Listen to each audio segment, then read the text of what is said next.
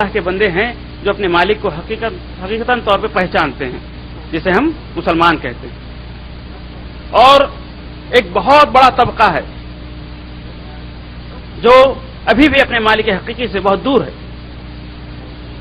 اور دنیا کے کئی حصوں میں سے ایک حصہ ہے ہندوستان کا، اور اس ہندوستان کے اندر اس ملک میں کئی مذاہب پائے جاتے ہیں،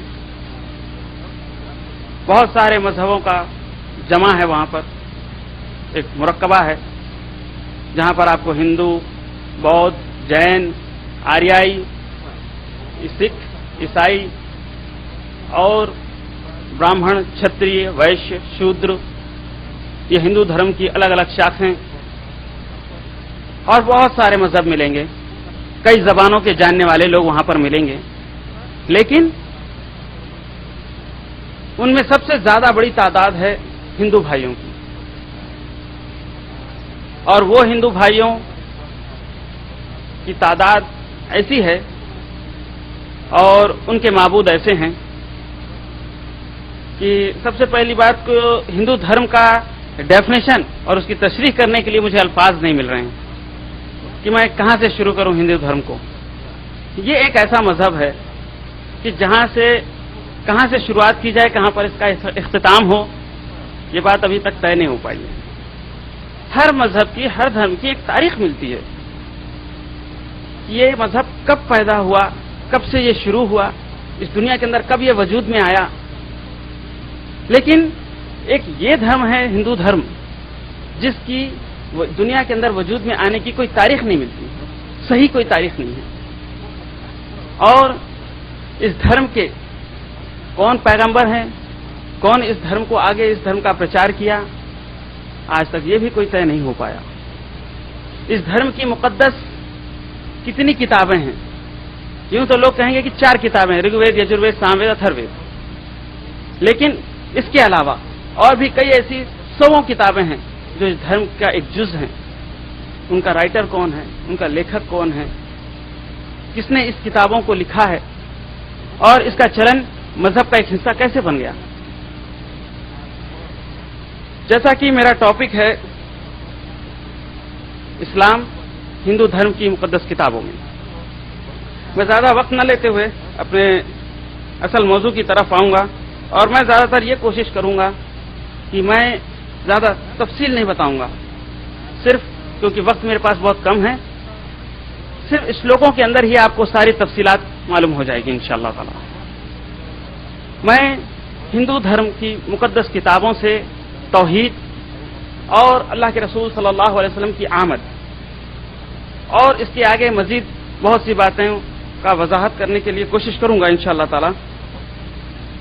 سب سے پہلے ہندو دھرم کی جو کتابیں ہیں رگ وید، یجروید، سام وید، اتھر وید، یہ کتابیں سب سے اہم مقام رکھتی ہیں، اور اس کے بعد رامائن، مہابھارت، شریمد بھگوت گیتا جسے کہتے ہیں، یہ 2 کتابیں پھر اس کے بعد مذہب کے اندر ایک اہم مقام رکھتی ہیں۔ اس کے بعد ہر بھگوان کی زندگی کے بارے میں ایک کتاب لکھی گئی جسے کہتے ہیں پران، 18 پران ہیں اور اپنشد ہے، اس کا ایک حصہ ہے بھوشیہ پران، آنے والے جنم کے بارے، آنے والے یگ کے بارے میں، فیوچر کے بارے میں، اس کے اندر بہت کچھ لکھا ہوا ہے۔ تو بھوشیہ پران یہ ویدوں کا ایک بہت بڑا حصہ ہے، بھوشیہ کے بارے میں جو کچھ بھی کہا گیا ہے ویدوں کے اندر، یہ پورا کا پورا بھوشیہ پران میں جمع کر دیا گیا ہے۔ مہرشی وید ویاس نے جب ویداس لکھے تو اس وقت لکھنے کے وقت جو حالات تھے وہ تمام کے تمام ڈیٹیلز میں اس سے پہلے دے چکا ہوں، لیکن آج میں صرف وہ باتیں آپ کے سامنے رکھنے جا رہا ہوں جو ان کی عبادت سے تعلق رکھتی ہے، وہ کس معبود کو مانتے ہیں، کس طرح سے یہ معبود کو مانا جاتا ہے، کیا ان چیزوں کا حکم ان کی کتابیں میں ہے یا نہیں۔ سب سے پہلے جس طرح سے ہم لوگ کلمہ پڑھتے ہیں بحیثیت مسلمان، ला इलाहा इल्लल्लाह मुहम्मद रसूलुल्लाह। हम ये इकरार करते हैं कि इस दुनिया का मालिक और खालिक, हाकिम, सुल्तान, मालिक कोई नहीं है सिवाय अल्लाह के, और वही इस कायनात का खालिक है, उसके सिवा कोई नहीं है, और वही इलाह है जिसकी हम इबादत करते हैं। इबादत के लायक हर कोई है तो वो सिर्फ अल्लाह है, उसके सिवा कोई नहीं। हिंदू धर्म में भी इसका इकरार किया जाता है। कैसे? एके ब्रह्मम द्वम नास्ति ही किंचम नास्ति ही व आस्ति ही नास्ति ही नास्ति ही नास्ति। ऋग्वेद के अंदर सबसे पहले महर्षि वेदव्यास ने यह श्लोक लिखा कि एक ही ईश्वर है जिसकी इबादत और जिसकी परस्तिश की जाए, जो इलाह है, मालिक है, सुल्तान है, हाकिम है, और उसके सिवा कोई पूजा पाठ के लायक नहीं है, और नहीं है, नहीं है, नहीं है, बल्कि कभी नहीं है। चलिए, ये इकरार वेदों से आता है, ये हो गया कलमा। अब आगे आते हैं, ये इकरार करने के बाद वो इस इकरार से किस तरह से आगे हट जाते हैं। सबसे पहले अल्लाह रब्बुल आलमीन की वहदानियत, एक इलाह होने का सर्वदेव पूजनम के अंदर महर्षि वेदव्यास ने लिखा, मंगलम भगवान विष्णु मंगलम पुंडरीकाक्षो मंगलाय तनुहरि। मंगलम भगवान विष्णु मंगलम पुंडरी मंगलाय तनुहरि। मंगलम भगवान विष्णु, ए वह ईश्वर जो सारे संसार को बनाया।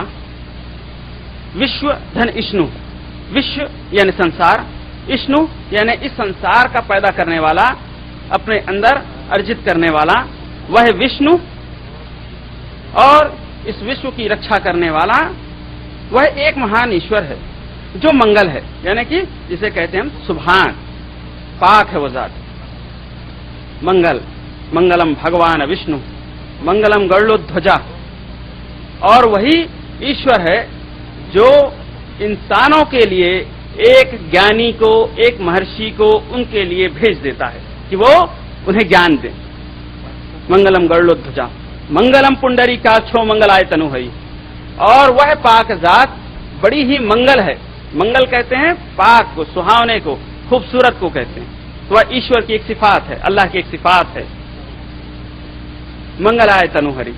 बस वह ईश्वर जो लोगों के लिए हमेशा अच्छा ही सोचता है। उसके बाद सूरह फातिहा,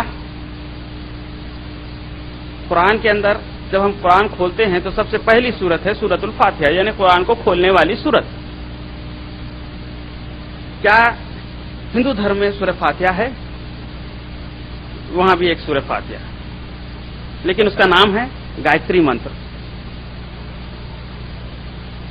गायत्री का मतलब क्या होता है पहले ये बता दूं, उसके बाद सूरह फातिहा बता दूं। गायः अत्रिः, गायत्री के मतलब होते हैं अपने ईश्वर की प्रशंसा करने वाला और अपने ईश्वर की भक्ति करने वाला मंत्र, इसे कहते हैं गाय अत्रिः, जिसे तोड़ करके गायत्री बना दिया गया। हिंदी में गायत्री, लेकिन संस्कृत में गायधन आयत्री।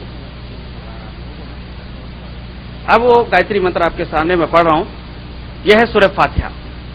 ओम भूर्भुवः स्वः तत्सवितुर्वरेण्यं भर्गो देवस्य धीमहि धियो यो नः प्रचोदयात्। ये गायत्री मंत्र है। ओम भूर्भुवः, हे ब्रह्मांड की रचना करने वाले सर्वश्रेष्ठ ईश्वर, तू मेरा